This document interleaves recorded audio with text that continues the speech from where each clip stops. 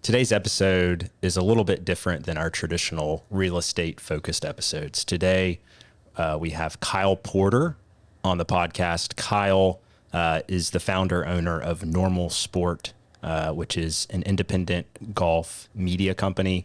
Prior to that, Kyle spent 12 years at CBS Sports as the lead golf journalist, covering pro golf landscape.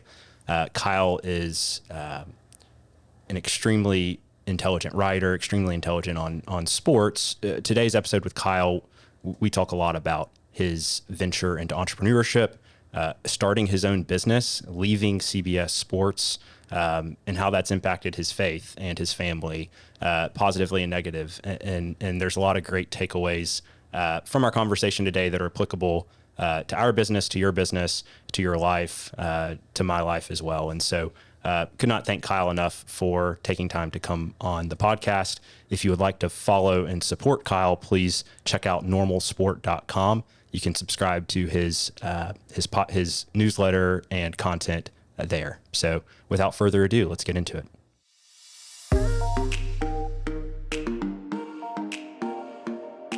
In Our Expert Opinion podcast is brought to you by Saunders Real Estate, a full-service land and commercial brokerage helping clients make bold and informed investment decisions since 1996. Good afternoon and welcome to another episode of In Our Expert Opinion podcast. My name is Tyler Davis. Today, I'm joined by David Hill from our Arkansas team. David, how are we doing? Doing good, Tyler. How about you? I'm doing pretty well. As you heard in the intro, today we're joined by a very special guest, Kyle Porter. Kyle, we're happy that you joined us today. This is a little bit of a change of pace, off-speed pitch episode from our firm, if you will. Most of our conversation centers around a lot of real estate people in and around the commercial real estate land development world. And today we want to talk a little bit with you about your background, how you've gone out on your own with the launch of Normal Sport. And so talk a little bit more from a business entrepreneurship side of it and get your thoughts on how this has gone and what you've learned. And so just kind of right off the bat, Kyle, can you give us a little bit of background on yourself, where you grew up, how you got into golf, your upbringing, things like that? Yeah, first of all, I apologize to people coming for land and real estate takes and getting Scotty Scheffler and Jordan Spieth takes. I'm sure there will be some people might enjoy it, but I hope I always love talking about the business and entrepreneurship side. I get, David knows this, but I get as geeked out about that as I do the golf side. But yeah, growing up, I was born in Oklahoma and moved to Houston when I was young. And grew up playing baseball, actually, like David, and played in high school and college, and finished college at Oklahoma State. So I finished out there, got an MBA there, which my joke in my family now is I got an MBA and now I write emails for a living, which is pretty amusing. You would have been, yeah, if you would have told me at the time that's what I'd be doing, I'd be like, well, I probably should just leave grad school here. But when I got out of college, I think growing up at the time that I didn't really realize that you could have a job that wasn't in oil and gas or like being a doctor or a lawyer, or maybe like a handful of other things. My mind was not open to those kind of alternative paths of like a profession. And so what happened when I got out of school is I went to work for an insurance company here in Dallas. They still do insurance and retirement for churches, for the Southern Baptist Convention. And it was a good company. I sort of saw 20 years into the future of like the person that was close to the age that I am now, but back then, I was like, gosh, I don't know if that's that. I don't know if that's the trajectory that I want. I don't know if that's the path that I want. And so I kind of started looking around, rooting around a little bit for something different, new. And I remember my wife telling me, we didn't have any kids at the time. I was probably 26. She's like, just start something. Like, just go do something. Stop talking about it, which is what she usually tells me. And so I started an Oklahoma State website. covered Oklahoma State football and basketball and recruiting, just your typical like Texags type website. And Had a great name, by the way, Pistols Firing. Pistols Firing, yeah. And I sort of naively thought like, oh, well, if I start this website and do a good job with it, it'll lead to like a national sports writing job. This will be my resume that I'll use. And that's kind of, again, that's pretty naive. And maybe it was probably a little bit foolish, which sometimes plays to your advantage when you're 25, 26. And I ran that. My wife was like, just do it for 2 years, see what happens. So I did it for 23 months and I got a call from CBS Sports. They had an opening to cover golf, and I just had kind of met some of the right people. I had never covered golf before, and I just kind of met some of the right people. Got the interview, got the job, took like a 30% pay cut, I think at the time, to go work at CBS Sports, but it was like a dream job. You know, I called my dad after I got it, as probably any of us would do, and just said, hey, I got this job. And I think he kind of knew something about it. I had probably given him some information, but at the end of the call, I remember him saying, are they going to pay you for this? And I was like, yeah, Dad, that it's like a W-2 and everything, you know, it's crazy. So it was, all of that was very providential. I continued to run the Oklahoma State website for another 7 years after that before I sold it. So that was kind of my entry into, I can't remember what you asked about now, but that was my entry into like the professional world.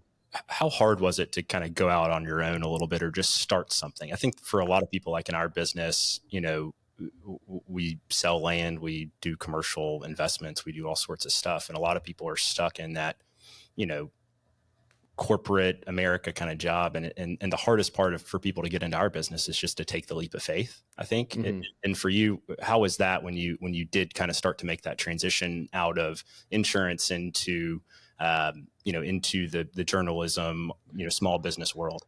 Yeah, I found it thrilling. I mean, because I loved reading and writing growing up. I read everything I could get my hands on when I was 10 years old and 12 years old and continuing into high school and college. So that was always kind of I don't think I really realized you could essentially do that for a living, which is what I'm doing now. But I did love it. And so it was really exciting for me to get to hit publish on a blog post when I was running the Oklahoma State website. And I knew 1,000 people were going to read it, and then 5,000, and then 10,000. And those people might be all over the world. And you're like, wow, this is crazy. Like, this is really cool. The thing that I think back on is whenever I started it, and I'm proud of this now, it was hard at the time, was I wrote 100 posts, so 100 blog posts before I launched it. And the reason I did that is because I wanted to build up the rhythm of like, and this is what I tell people now when they ask, of like, you just got to do it every day. And if you don't love the process of whatever it is, whether it's writing or land or selling cars or whatever, if you don't love the process of it, of doing it every single day, then there's no amount of money that you can make later on that will make that better. I mean, it's still going to be like the day-to-day is still going to be incredibly hard if you don't love it. And so I realized early on that I loved it. And so no matter how much money I've made or not made throughout my career, like the process of it has still been fun, and I've found contentment in that. And so I feel very grateful that my career has kind of revolved around something that I love. And again, like the amount of money that I've made from it has ebbed and flowed, but my delight in doing it hasn't really changed since day one. David, given that you've kind of made a similar transition into a new role, new career, new industry, is that relatable to you in terms of the day-to-day enjoyment of it? Now you're deep in the process, waiting on some of the results, but you know, just the enjoyment of what you're doing now compared to what you were doing before.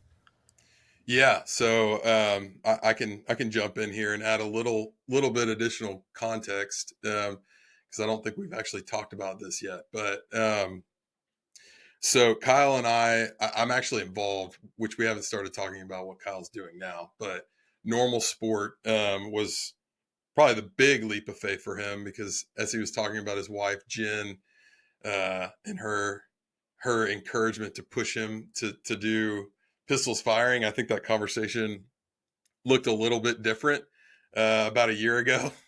Granted, Kyle has like 15 kids or something like that. So life looks a little bit different for him now, but the conversation changed a little bit. A little bit more overhead now. Yeah, for sure. Which we'll talk more about that here in a second. But yeah, Kyle and I have actually talked about this several times, just about the process and kind of where I'm at with taking a leap, because right around the time I joined Saunders was also a little bit around the time where I helped kind of launch Normal Sport. That was a little bit before, but leaving the comfort of a job where you have predictable income and that sort of thing is a pretty daunting thing. And I pretty much just ripped the Band-Aid off. And it's been a season for me where the financial returns haven't quite come yet. I know that they will, as long as I keep doing the right things, but I know I'm in the right place because I just genuinely love the work. And Tyler, I've talked to you and Kyle.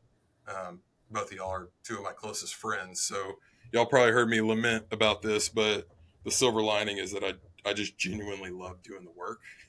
And that's what matters, because I'm actually reading, I don't want to get too far in the weeds of this, but I am reading a book right now called Inner Excellence. I heard about it from Jim Nantz on I think it was like the AFC Championship broadcast. Your best friend, Jim Nantz? My new best friend. Still can't believe that I met him. That was really cool. But if y'all remember, AJ Brown was on the sideline reading that book. That's right. Yeah. And I started reading it, and a lot of what that book is about is what Kyle was just alluding to, which is if you're worried about the end results, it's never going to be really sustainable, and you're also not going to get the most out of yourself. But if you fall in love with the process and worry about the process and just being in love with that, the results just naturally flow from that organically. Yeah, I think it sounds like such like coach speak. Like we sound like Bill Belichick, but I think there is you think about people. I always look at people that are in like the arts world, whether it's actors or singers or writers or whatever. And there is like it's a very privileged position to get to to wake up and get to do something that you love as your job. And not every, I don't mean to make it sound like every part of my job is like the best thing ever or amazing. It's not. Like, there are definitely parts that are hard, but I feel such gratitude for the fact that I get to wake up, and whether I make $10,000 that day, which has not happened very often, or $100 that day, like, I have fallen in love with the thing that I'm doing. And that is like, you can't make enough money. You can't buy that, and that's it's a really cool thing. And so I think my end outcome of that is just tremendous gratitude. So David, you kind of hit on something with Kyle and kind of accelerating this conversation. So Kyle, after 12 years at CBS, kind of leading the golf journalism side for CBS Sports, you had the desire, that itch to start your own venture, Normal Sport. And so kind of want you to get us up to speed on what is Normal Sport, how did it begin, how did you come up with the idea for it, and how has that journey been for you, kind of going back out on your own for a second time? Yeah. So I can't really remember when it began. The story that I tell is the 2020 US Open, which was a COVID year. And so they had the US Open at Wingfoot in September, which was kind of a weird time. There was nobody there. And I for whatever reason, I had this visual of Phil Mickelson in a bunker, and the ball that he was hitting out of the bunker, he was in the bunker, the ball was out of the bunker. And so he was like choked up to the handle, to the steel, and trying to hit this like insane shot out of the bunker. And you're like, this is the weirdest sport ever. Like, you find 10 things like that a day that happen that you're like, what a weird, giraffes running down fairways and guys, snapping alligators' tails to get them back in ponds. And you're just like, what is going on? Like, this doesn't happen in the AFC Championship game or the Major League Baseball playoffs. And so it was kind of this tongue in cheek thing that I started saying about like, oh, it's, totally normal sport that we're covering here, that we're watching. And I remember after the 2021 Ryder Cup, which was at Whistling Straits, I contacted Jason Page, who's one of our co-founders and illustrates all the newsletters that I write now. And I just said something like, hey, I want to write a book about this year. So many weird things happen. And it was kind of the end of that long COVID golf year where it felt like it went on forever. And I'd like to write a book commemorating it. And so he responded and was like, yeah, I'd love, tell me more. What do you have in mind? And I was like, you probably wish you wouldn't ask that question now. So we wrote a book in 2021 together, did it again in 2022, 2023. Eventually it turned into a newsletter. And we stopped writing, at least for now, we stopped writing the books. And CBS was really cool about all that. I was still at CBS at the time. And I asked them one time, hey, can I write this book? And they're like, oh yeah, of course. And I never really asked about anything after that. I just kind of continued on with it, and they never really said anything. And so it was a little bit of a side hustle, even though it was it was related to my main hustle. And then in October of last year, we had grown the newsletter enough. It was big enough to where I was like, I could kind of squint and see how it could become a business at some point. And so October 1st was the first time that I went full time on it. And there was a lot of emotions that first week. I remember of like, how's this going to go? What's going to happen here? And my wife and I had a lot of conversations about all that. And we just said, hey, look, let's do this for, again, we put a timeline on it, which I think has been helpful to us just relationally, of like, hey, let's do this for, I think we said 5 months and reevaluate and see what happens. And 5 months was what, March 1st, David, February, I don't know, something like that. And we didn't even really talk about it because the trajectory of it, well, it's not like, this 10-person business yet. The trajectory of it has been really good. And again, I have a ton of gratitude for that, because you can put the work in, you can fall in love with the process, all the things that we're talking about it, and it still could just not work. And there's a lot of things that go into making it work, some of which David's involved in, some of which I'm involved in. And so I have a lot of gratitude that thus far, it seems like it has been working. It seems like it could potentially continue to work in the future, which would be very cool.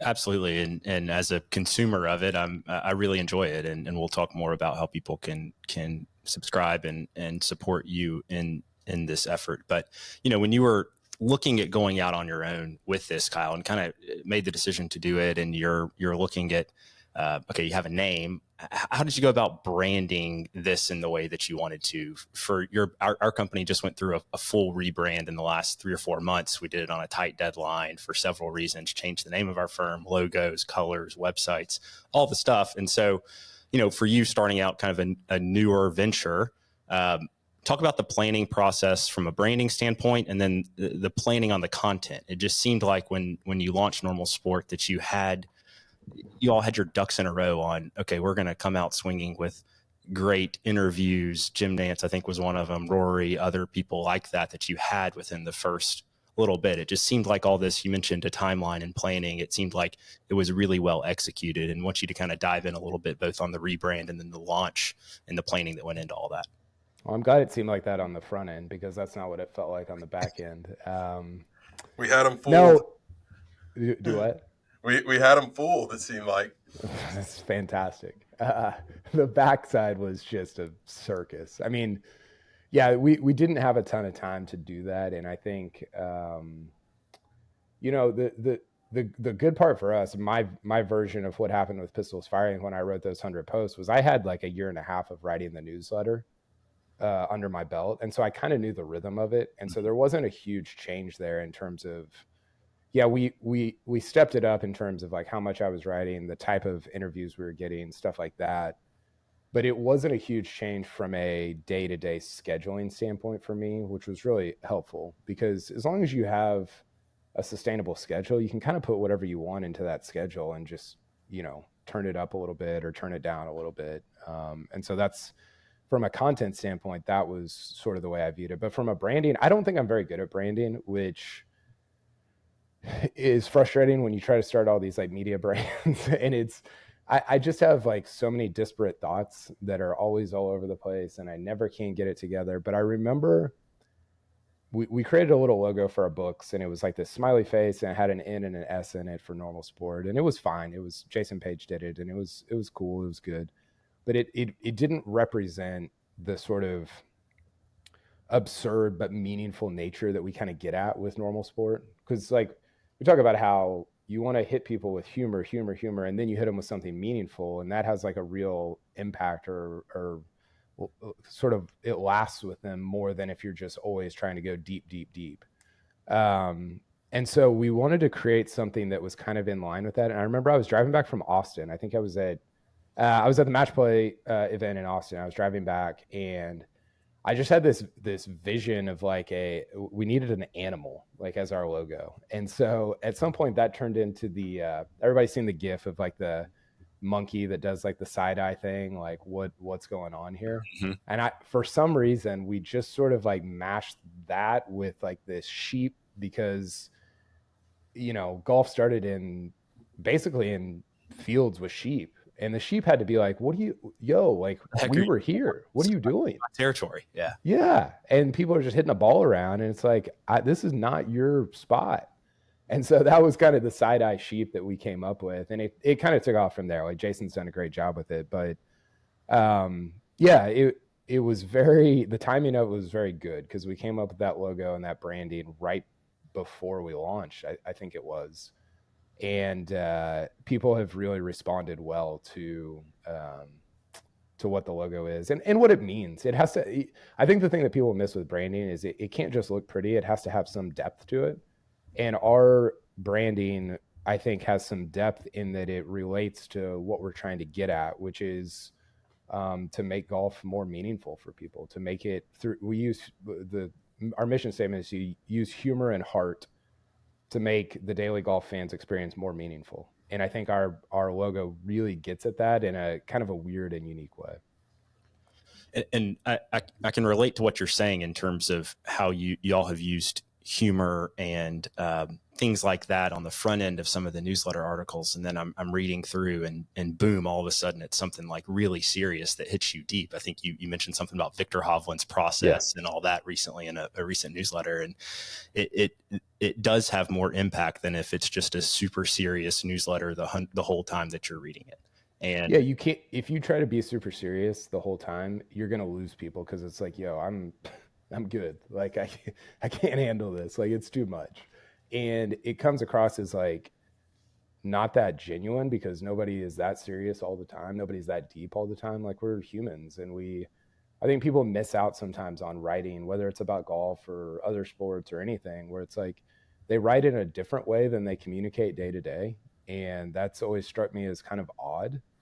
Like when if you and I go out to lunch, Tyler, like we're going to joke around probably for a lot of it. And we're going to have some like maybe serious talk about our lives or our families or whatever. But people don't write in that way, which again, I've always thought is like kind of strange. And so I've just always tried to write conversationally. And I think Inside the NBA is a really good facsimile for what we're trying to do, of like funny, boom, they say something serious and you're like, whoa, that's wow, where'd that come from? But it like hits you different because they're so funny and they've sucked you in. So I'm not saying that that's where we're at, but that's sort of the paradigm that we look at for what we're trying to do. David is certainly not as funny as Charles Barkley or Shaq or any of those guys. That's true. More funny people. But, I try to be more like Ernie Johnson anyway. So the Ernie Johnson of the crew. That's right. I think one of the things too, Kyle, I want to get your thoughts on.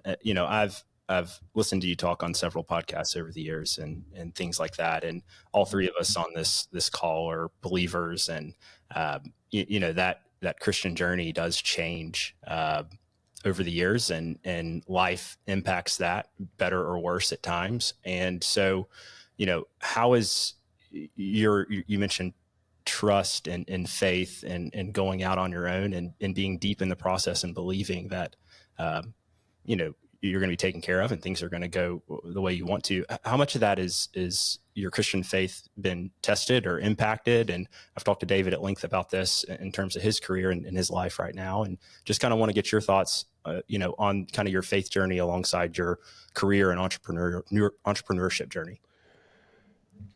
Yeah, it's a good question. I probably haven't prayed as much as I should have. I mean, I've prayed a lot of like, God, please let this work, because I don't I don't know if I have any other skills, and I have 4 kids, and so there's been a lot of prayer toward that. I mean, part of my story is that like we lost a child whenever I was 31, like around that time, and we had a stillborn baby, and so there was like a huge, like, all this other stuff doesn't really matter that much turning point for me, and I just became more serious about like the things that matter most, which is like my relationship with the Lord and my relationship with my wife and our family. And so that's kind of a weird place to start with that question, but I say it to say that affected just sort of my entire life outlook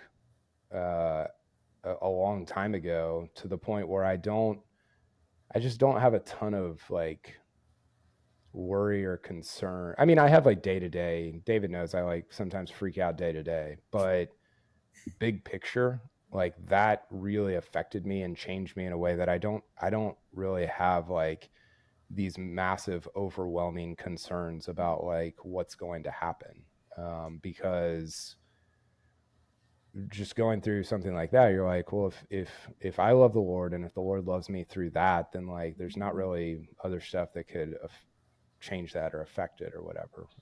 So that's like a weird way to answer that question, but that was sort of the first thing I thought of whenever you talked about that. I haven't had, yeah, maybe it won't work. Like maybe we get a year from now and nobody's buying ad space and like all of our members leave. And it's like, okay, well, we tried and like we did our best with it and it didn't work out, and that's okay. And like we can just move on to the next thing. So I don't know, like that's sort of how I've viewed it over the last 5 or 6 months or so. Well, it seems like you certainly have a good perspective on it. And I think where I get trapped a lot, I think David does too, we all do, is just in terms of making work or our purpose on this earth being so tied into what we're doing on a day-to-day basis at work, and not having a bigger thought and bigger purpose and bigger kind of viewpoint on it. And so it seems like you've, because of life experiences, that's impacted your outlook, both from a career perspective and, day-to-day life perspective. Yeah, I think the part that I've struggled with is being at dinner at night and my kids asking me a question and me thinking about like how we can get 5 more paid members tomorrow. And you're like, that can wait till tomorrow. But like in my head, I'm like, it's just always there. And I'm sure you feel the same way, Tyler. You probably feel the same way, David. It's hard to shut it off. It is hard to shut it off. And so that's where I've struggled more, of like, not necessarily what if this doesn't work out, even though it might not, but like, how do I force this to happen? How do I make it work on a day-to-day basis? And that's probably where my family would say that I've struggled more than maybe I should have, or like where I lack trust. Because my wife will come to me all the time and I'm like, I got this idea and this idea. She's like, I think what you're doing is working. Like, I don't think you need to think about 27 different things.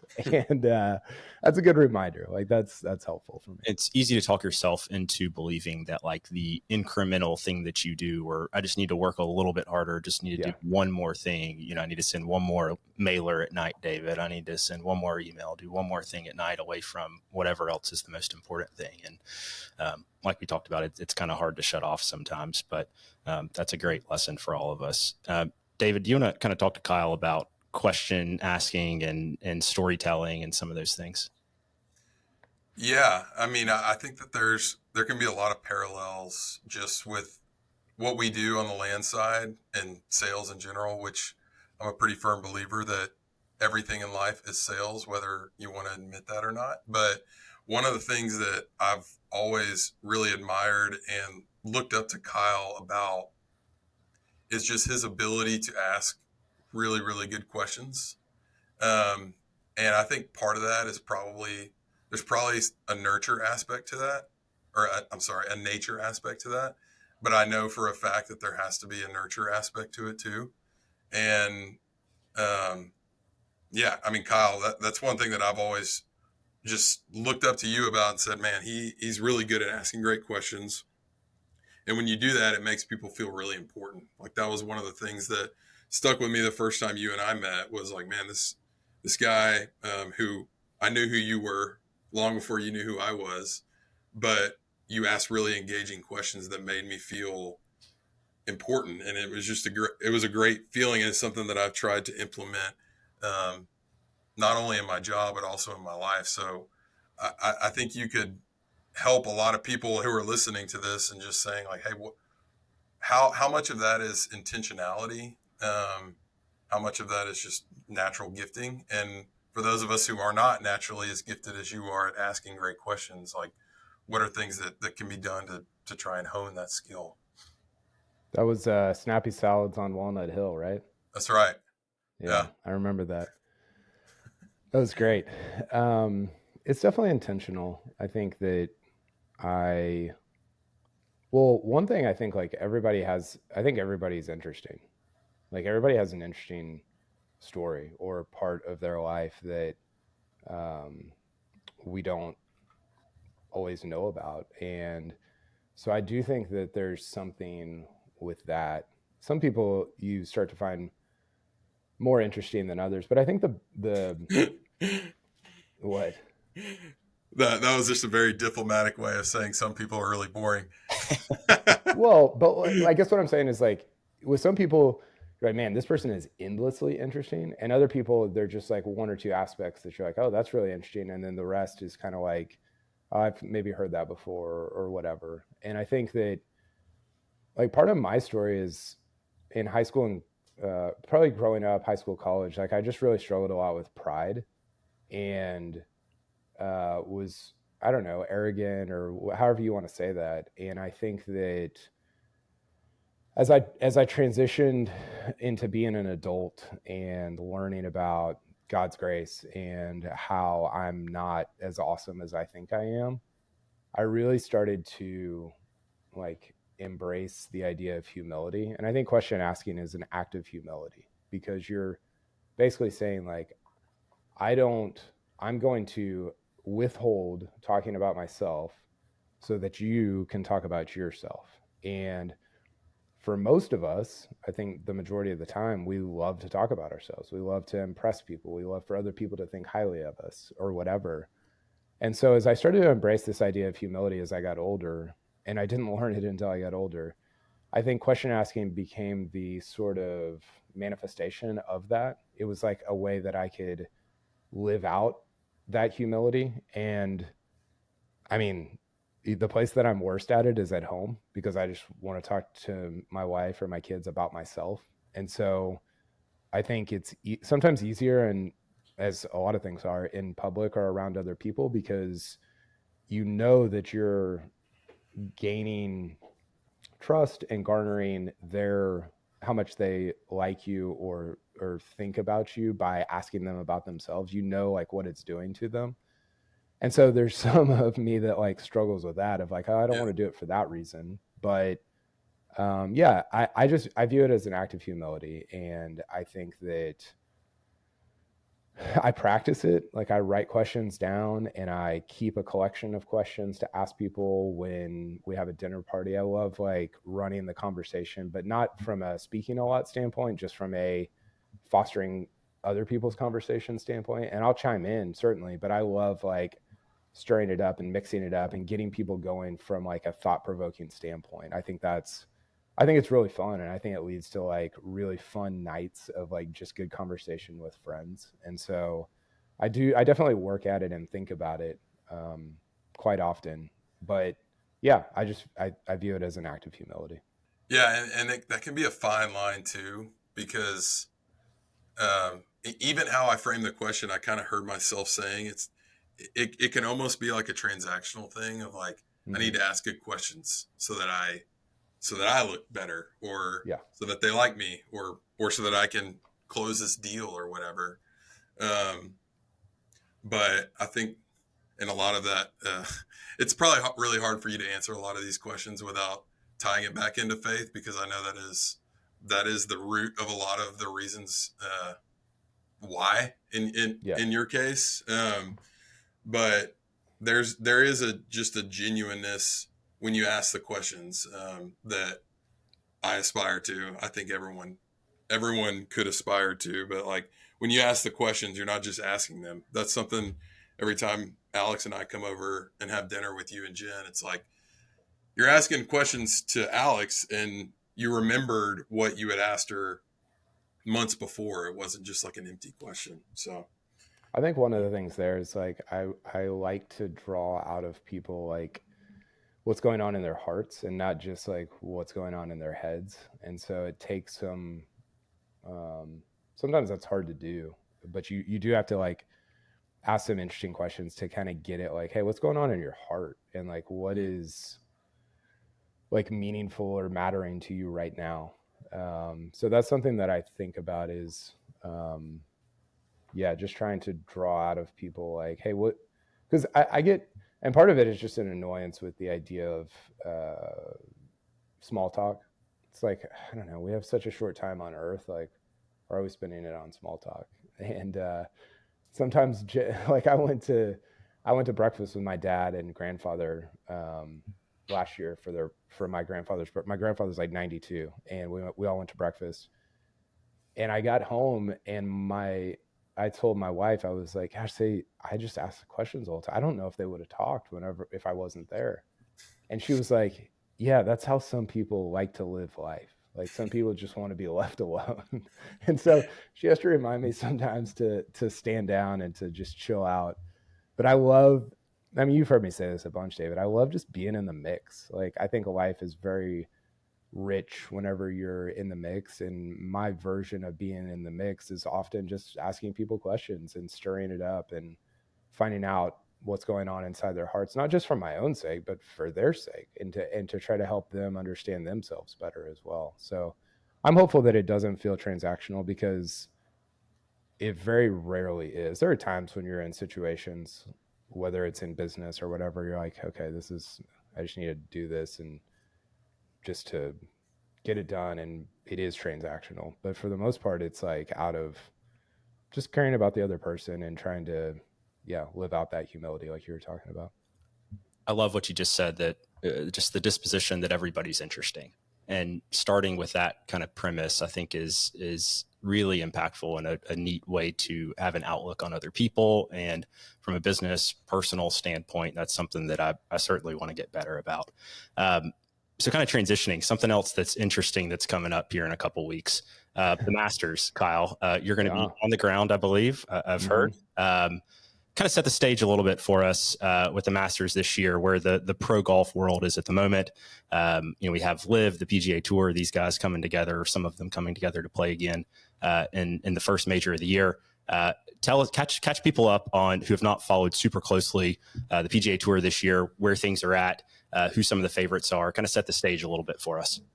Yeah, it feels a little bit like in the past few years, there's been some Masters where it's like PGA Tour versus LIV, or Phil versus the whole world, or Tiger's return, or whatever. And I think this Masters very much feels like a Rory versus Scotty Masters. So Rory McIlroy, Scotty Scheffler, those two guys are playing.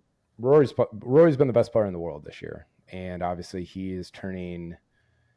What is he turning? 36 this year in May. And so his time of like potentially winning the Grand Slam is running out ish. He's close to the last handful of Masters that he has like a really good chance at. And Scotty's won 2 of the last 3, and he's playing great as well. He won 9 times last year. He's not playing as good as he was last year, but those are still 2 of they're the top 2 favorites, and they're 2 of the 5 guys I would say that are playing the best in the world right now. It doesn't feel like it was Scotty sometimes because his bar is so high. I feel like he's playing bad, but he hasn't been. He's just it's like he's winning right now. Yeah, correct. Everything's a top 20, and you're like, oh, what's wrong with him? And like 98% of other pros would take that, just no questions asked. And it's a testament to how good he's been over the last 3 years, really. So yeah, that's sort of, I think that's the framing of it right now. Obviously, the framing of any major changes from day to day. You might get Cam Smith shoot 63 on Thursday, and all of a sudden the way that we perceive this Masters will change. But I think my favorite thing about the Masters is it feels like this sort of state of the union for everybody of like where their game's at, where their attitude is at, where they're at mentally, what they think about the golf world. So you just get a lot of like, this is my annual, here's who I am, here's how I'm playing, all that stuff. And you get it a little bit at other majors, but the Masters is like the place to kind of give all that. And I think it makes each edition of the Masters incredibly interesting. Yeah, and I think this year, at least to me from a distance, it seems like there's a couple big storylines, but also some guys that are either reappearing a little bit, their game seem in really good form, or guys that might be ready to take the next step. So guys who are kind of starting to creep back out of the shadows seem like Morikawa, people like that, and Ludwig and others. Are they ready to take the next step to kind of put their games in the discussion of Rory, Scotty, people like that, and kind of reassert themselves? Yeah, one of my favorite stats is that over the last 12 years, 10 of the winners of the Masters have been at, this is going to be really nerdy, but been at 1.7 strokes gained tee to green or better in the 3 months leading into the Masters month. So what that means is like, you're hitting the ball, like you're one of the 5 best ball strikers in the world in that time period. And that's a pretty small group every year. It's like this year right now, I think it's 6 guys. It's been 8 guys in the past 2. Like usually the winner comes out of that group. And that group right now includes Scotty. It includes Rory. It includes Morikawa is actually leading that group. And Morikawa hasn't won in a year and a half. He played in the final pairing last year with Scotty. So he is, if I had to pick it today, I'd probably pick him, which might surprise people, surprise David. You would pick Colin Morikawa today? Yeah. That's who you pick to win? Yeah. I think I'm with you, Kyle. It feels right, and I'll talk myself into that every year probably. But David and I have this ongoing debate about Morikawa. I'm pro Morikawa. I think his best golf is ahead of him, and he just those cuts so well. And it seems he's been playing way better than people think. Like his numbers are extraordinary. So yeah, that's definitely a storyline. The live part of the Masters has been a bigger storyline in the past. It doesn't feel like as big of a storyline this year. I think, Bryson will be interesting, especially having won the U.S. Open last year. I think one of the underrated storylines this year is can Jon Rahm bounce back from what he did last year, which was nothing at the majors. He finished top 10 at the Open Championship, but other than that, he was silent. And I think Rahm is interesting because I think he's a generationally good player. I think he's in that, if you're looking at a post-Tiger world, I think it's obviously Rory, it's DJ, and I would put Rahm like in that trio. And I don't think that anybody else is in there for me, at least not yet. I feel like Rahm could be a good guy to take in pools and picks because he's Totally. kind of the forgotten man this year a little bit. He is. Yeah, like people, yeah, he's not being talked about. And he did this, it was 2020. When was it? I think 2022. He had a bad major season, like really bad. That was when Morikawa won the Open, and people are kind of down on Rahm. And then he wins the Masters in 2023, and so you're like, oh, yeah, he's freaking good. Like he's back. So I really am high on his major season because I don't think guys like him have like downturns for longer than a year at the major championships. I think it's going to be interesting to watch. It seems like there's been less focus on live this year compared to past years, and also less insight or fewer.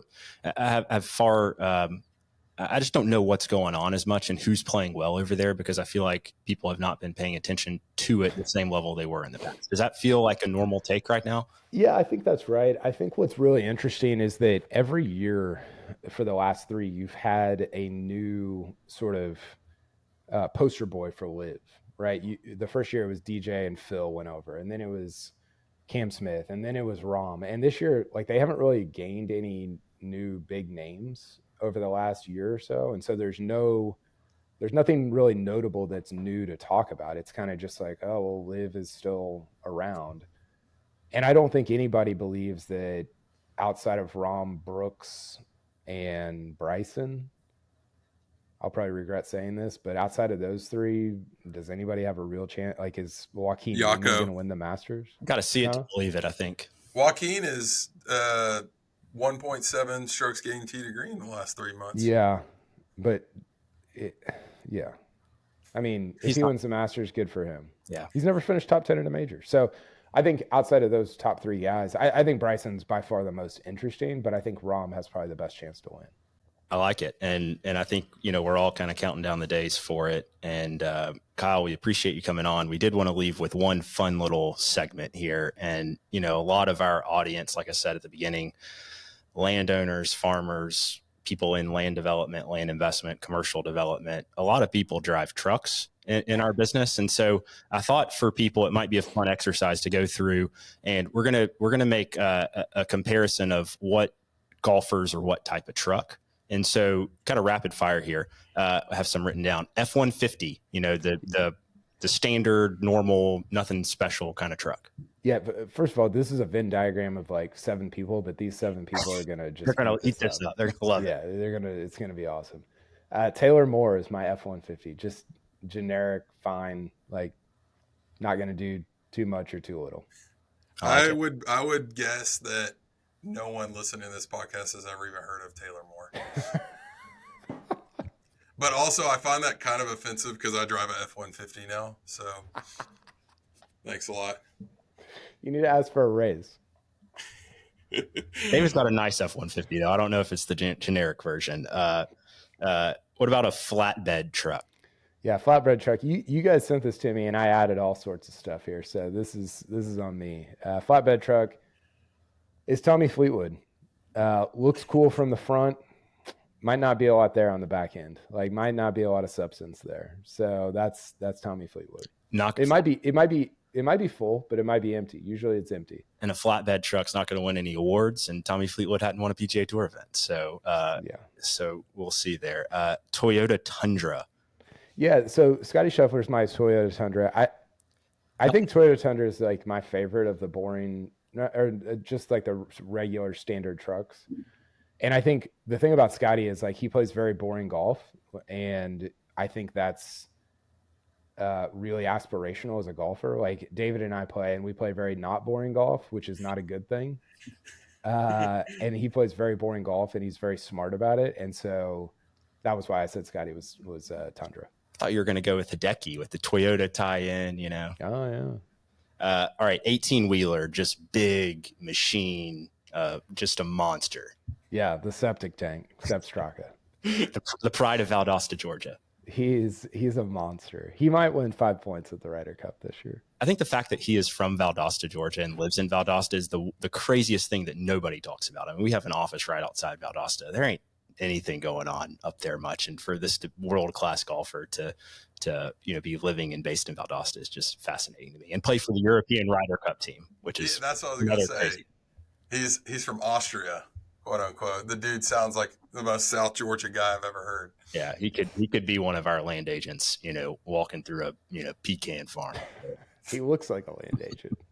Maybe that could be a second career for him. All right, tractor. Morikawa, tons of cuts. Only cuts. He's a one-trick pony. Only cuts. That's all. You just cut. All right, a little bit of a throwback. The old like Chevy Avalanche, kind of flashy truck looking thing. Yeah, Chevy Avalanche is Justin Thomas. It just like pick a lane. Like, are you a truck? Are you not a truck? Like he tries to do too much. He tries to hit these like ropey hooks and then these high fades, and it's like, just hit your stock shot and we'll be good. He can't make up his mind whether he wants to be a Silverado or a Corvette, and he's found himself in this Avalanche world. Exactly. All right, what about like I call it the Danger Ranger. That's what we called it growing up. I don't know if y'all call it that or not, but like the Ford Ranger, like the smaller, just entry level truck. It's a working Ford Ranger. You get it when you're turned 16. It's just it's everything you need, nothing you don't.